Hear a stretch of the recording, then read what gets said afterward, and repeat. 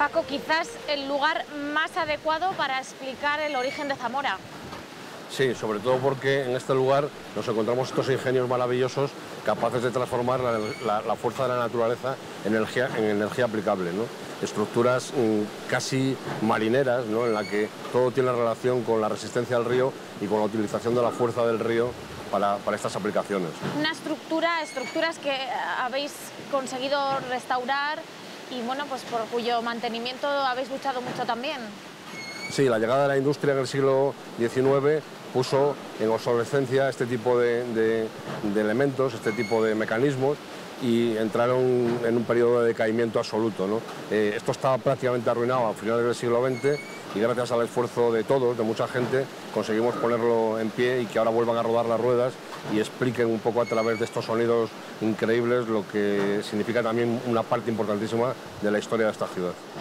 Las aceñas de Olivares nos muestran los ríos como origen de las civilizaciones y en este caso al Duero como causante del nacimiento de Zamora. También nos muestran el ímpetu de muchas personas que, como nuestro Cicerone, están detrás de la lucha por la conservación de nuestro patrimonio.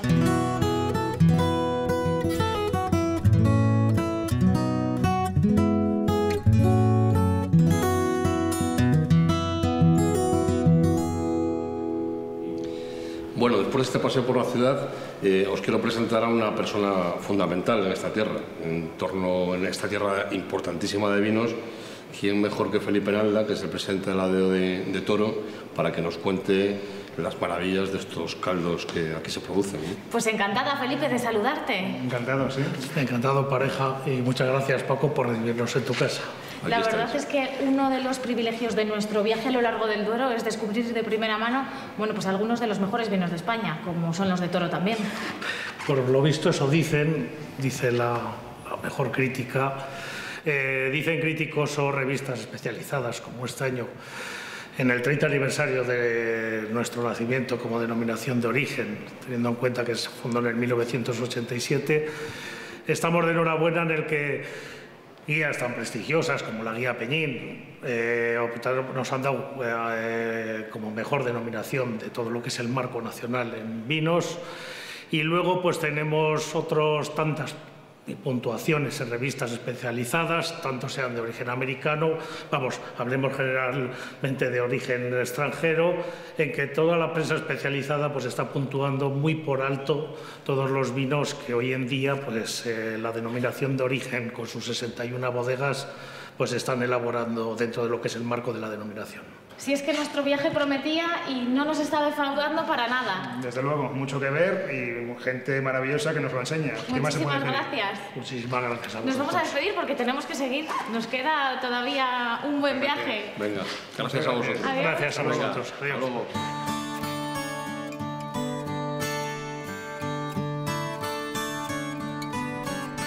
Estamos en la puerta de Doña Urraca, señora de la ciudad en el siglo XI. La etapa medieval fue testigo de innumerables enfrentamientos fratricidas por el control del poder. En 1072, el rey Sancho II, primer rey de Castilla, asedió la ciudad, cuya señora era su hermana Doña Urraca, como un paso más por hacerse con el control del reino de León. En ese asedio, en el que el rey iba acompañado del Cid campeador, el monarca encontró la muerte a manos de Bellidos Dolfos, el noble que le traicionó. Desde entonces, esta entrada a Zamora se conoce como la Puerta de Doña Urraca. Una historia curiosa, ¿eh? Se mataban entre hermanos.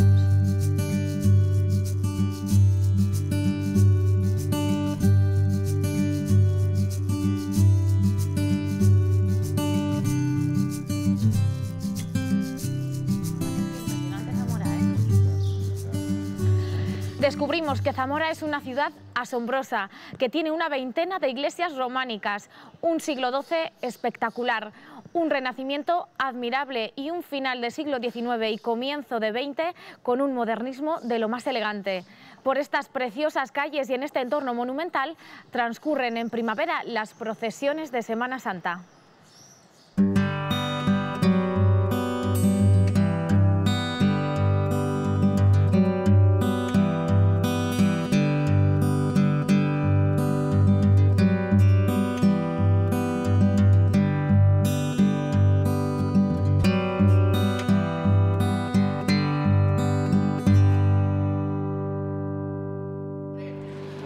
majo tu amigo Paco, ¿eh? Sí, ya ves que habla mucho, bien y con fundamento. Así da gusto tener amigos, la verdad.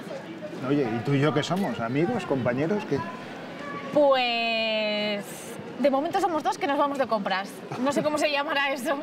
De todas formas, ya sabes que he aceptado a cambio de que juguemos luego una partida de billar. Se piensa que no tengo ni idea de jugar al billar. No sabe de mi maña tanto con el billar francés como con el americano. No hay carambola ni tronera que se me resista. ¿Vamos?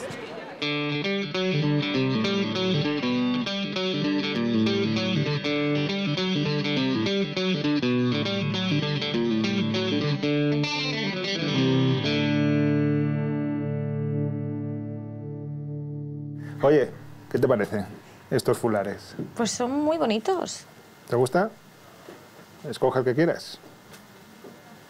Te lo regalo. Este, sin duda. ¿Qué te parece? Estás como una reina. Si es que yo he nacido para gobernar. Gracias, Dani. De nada. ¿Nos vamos? En los barrios fluviales de Zamora se ha conservado hasta hace pocos años un juego que se llamaba el billar romano. Se juega con 9 bolas, 4 blancas, 4 negras y una más pequeña que es el bili. Y el premio se otorga por aproximación, como en la petanca. ¿Pero esto qué es? Pues el primer billar de la historia, el billar romano. Pero yo pensé que veníamos a jugar una partida de billar pues de mesa, el tradicional, el de toda la vida. De tapete verde, no, me refería a este, al auténtico. Pues este billar yo no lo conocía, ¿eh? ¿Podemos interrumpiros? Adelante. ¡Qué curioso! Bueno, sin duda el entretenimiento más curioso que me he encontrado yo en un bar, ¿eh? ¿Esto en qué consiste? Bueno, pues se trata de arrimar lo máximo posible las bolas o blanca o negra a la pequeña, que se llama bili. ¿Y cuál es la estrategia? ¿Cuál es el truco para acercarla? Como sea, que queden las bolas tuyas ganando. O jugando por las bandas o quitándola del contrario. ¿Y cuál es el origen del juego? ¿Lo jugaban ya, de hecho, los romanos? Pues hay dos teorías, la verdad. Unos dicen que sí, que venía de la época que estaban aquí los romanos, que consistía para ellos en entrenar la estrategia, las distancias y demás. Y otros dicen que viene a raíz del primer campeonato que se jugó, que salía la figura de un romano. Bueno, pues todo un descubrimiento. Muchas gracias, chicos. A vosotros por venir. Vamos a seguir practicando un poquito, ¿eh? Y yo creo que esta ha sido cuestión de suerte. Sí, vamos a seguir practicando. Es una gran bola.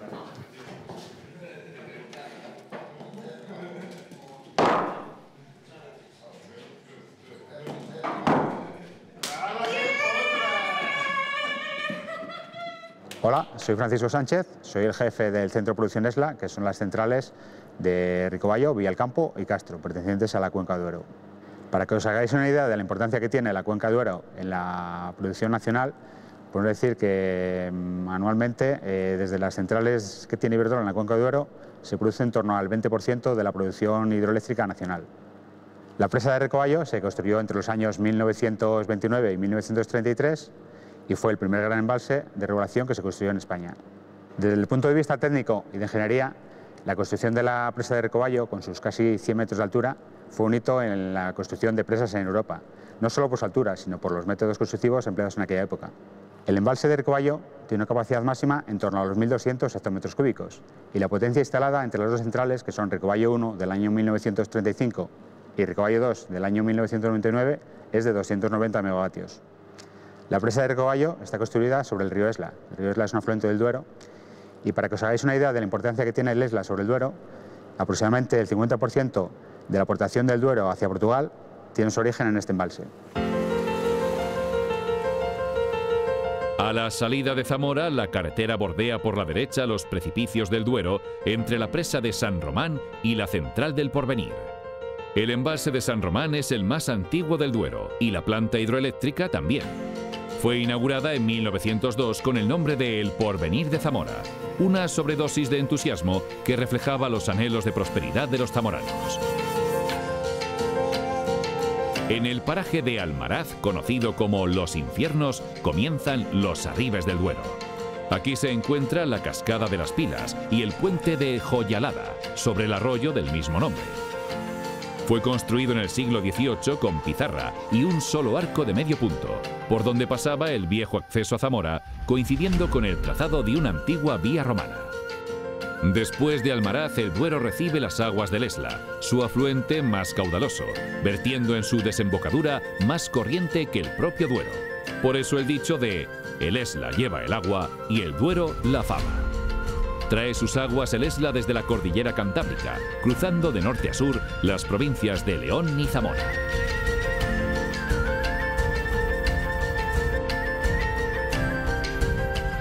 San Pedro de la Nave, refugio visigótico, Concha de Compostela, Laoz del Esla, Barranco Ibérico. Morena secular, una en tres, Soto, sombra de soledad.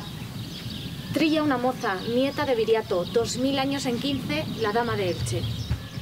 A la localidad del Campillo vino a parar el templo visigótico San Pedro de la Nave, que anteriormente se encontraba en la margen izquierda del río Esla, justo en la zona que quedó sumergida bajo el pantano. Bueno, vamos a ver. ¿Te apetece? Esta sí.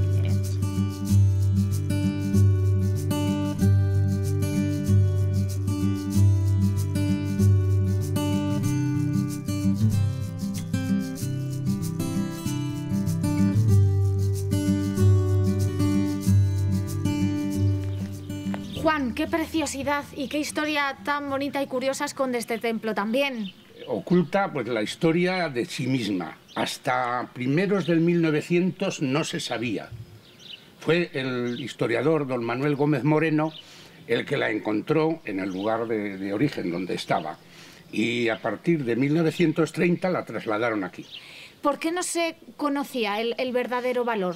Pues porque no había nadie que hubiera dicho esto hay y esto es de entonces, de aquellos años. Bueno, y además también algunos de los capiteles estaban cubiertos, ¿no? Sí, claro, porque antes se enterraba dentro, hasta 1865, aquí en esta parroquia se enterraba dentro de la iglesia. Entonces, había el sarampión, la tiña, que se cargaba población, mediaban los pueblos. Entonces, encalaban. Y entonces los capiteles, frisos, estaba prácticamente tapado. Porque la iglesia, ¿realmente de qué periodo es? Del siglo VII.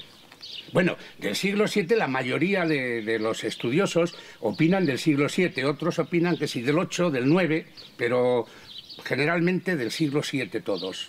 ¿Y en qué año se trasladó aquí al Campillo? Aquí se trasladó, empezaron en el 1930 y acabaron aproximadamente en el 32.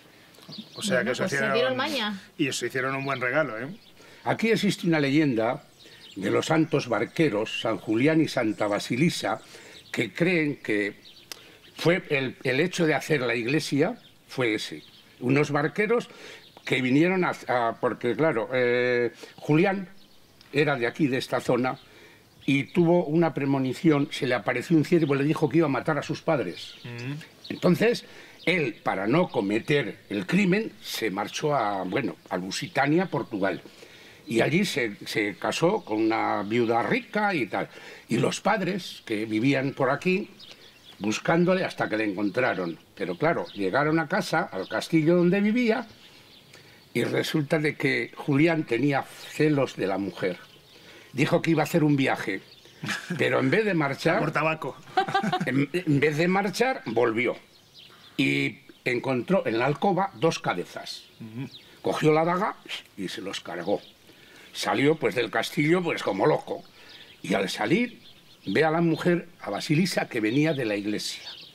Entonces yo cuando era pequeñito, aquí había una estatua de San Julián que estaba con la mano en el pecho, como diciendo, se ha cumplido la profecía y los he matado. Entonces ahí está dentro, está el sarcófago de piedra, está el sarcófago de San Julián y Santa Basilisa. Pues como San Julián, nosotros también vamos a seguir el Duero hacia Portugal, así que nos encomendaremos a su cuidado, que nos proteja. ¡Qué historia tan bonita, tan curiosa! Muchísimas gracias, Juan. Esto es muy parecido, la historia, la leyenda, porque esto no es historia, sino leyenda, pues es parecido a la de San Julián de Alar, que está en Navarra, cerca del monasterio de Leire. Bueno, desde el monasterio de Leire, arriba en la sierra, se ve la iglesia de San Miguel de Aralar. Bueno, esta parada para otro viaje. Para otro viaje, efectivamente. Adiós, Juan. Muchísimas gracias. Adiós. Que sigan trabajando.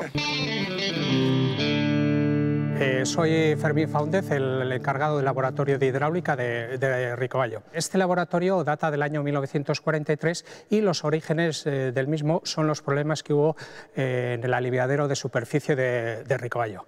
Ricovallo, según el convenio de reparto del Duero Internacional con Portugal, en su artículo 10 ya se estipulaba claramente que primeramente se tendría que construir el embalse regulador de Ricovallo. Ese embalse que regulaba esos grandes caudales del río Esla. Una vez finalizada la presa fue necesario evacuar esos caudales por el aliviadero. La idea del aliviadero era una idea muy arcaica. Se habían hecho inicialmente unos estudios en la Escuela de Caminos de Madrid y determinaron más o menos lo que sería ese canal del aliviadero. Los caudales comenzaron a verterse en diciembre del año 33 y al final del año 39 la erosión había sido tal y de tal magnitud que había erosionado aproximadamente, había hecho una erosión de 350 metros hacia aguas arriba. Eso hizo necesaria ya en el año 1935 que se estudiara inicialmente en la Escuela de Caminos de Karlsruhe en Alemania por el profesor Ribok. En 1962 definitivamente se solucionó el problema de la erosión con la colocación de unos dientes deflectores en la arista de vertido, que fue una solución innovadora, un poco basado en esos estudios en modelo reducido que se estaban haciendo por esa época de la presa de Aldea-Dávila, ese lanzamiento de salto de esquí de la presa de Aldea-Dávila.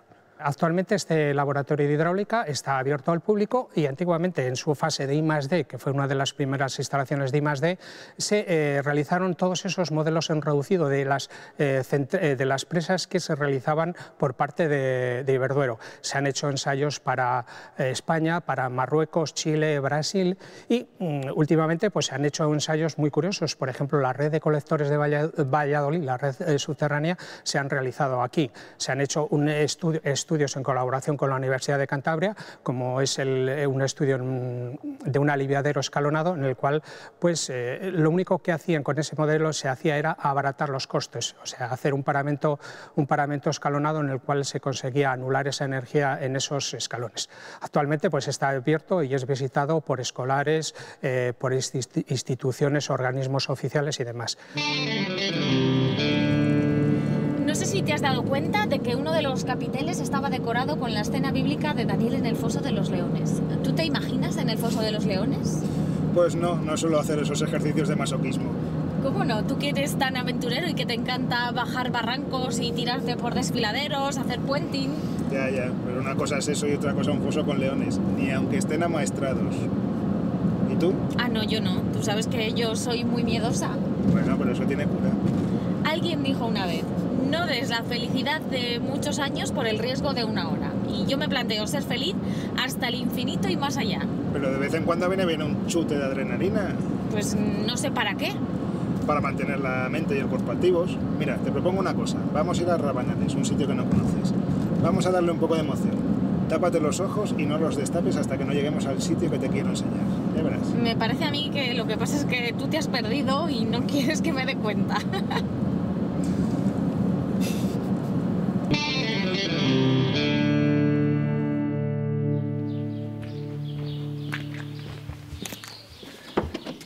Bueno, María, ya hemos llegado. Sí. Muy bien. Ya casi estamos.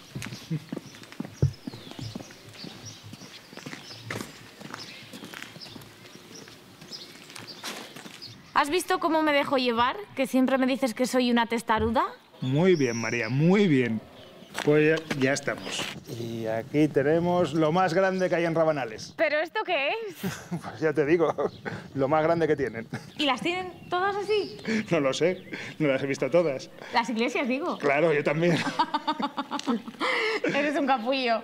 Bueno, en fin. Pero reconozco que esta vez me has impresionado. Eso está bien. Vamos, que ya hemos visto bastante por hoy.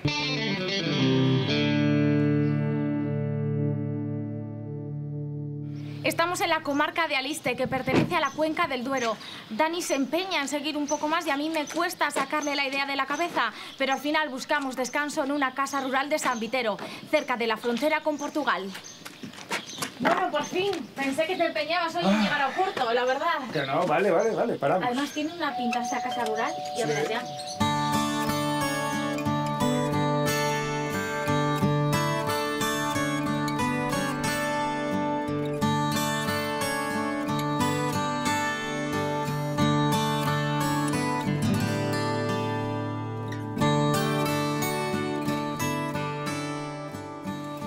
Teo, muchas gracias por recibirnos. Venimos recomendados desde Valladolid. Por Agustín, ni más ni menos. Bueno, el de la parrilla de San Lorenzo. Efectivamente. Sí, señor, un gran amigo, además. Qué calorcito. Encantada de recibiros. La parrilla prácticamente ni se apaga, ¿no? No, aquí se encendió el primer día, hija. Y hasta hoy. Y Rosario la mantiene siempre atenta. ¿Y hace cuántos años que estáis en funcionamiento? Pues mira, nosotros, Casa Alfonso lleva una trayectoria de 73 años, desde 1945. Wow. La carne de esta zona siempre ha sido reconocidísima a nivel nacional y yo creo que cada vez más. La materia prima es súper importante. Y nosotros en eso... Nosotros, la zona de Aliste, en materia prima, vamos, excepcional, de primera. De primera. Pues esto también anima hoy, ¿eh? Sí, espero que sí, porque la hora que es tendréis que tener mucho apetito. No lo dudes. Pues Teo, vamos a ver si descubrimos el secreto de esas mollejas. Vamos a ver, vamos a ver. Por lo menos algún ingrediente. Yo os dejaré que vayáis adivinando ingredientes, aunque no os cuente exactamente todo, ya os lo he dicho, ¿eh?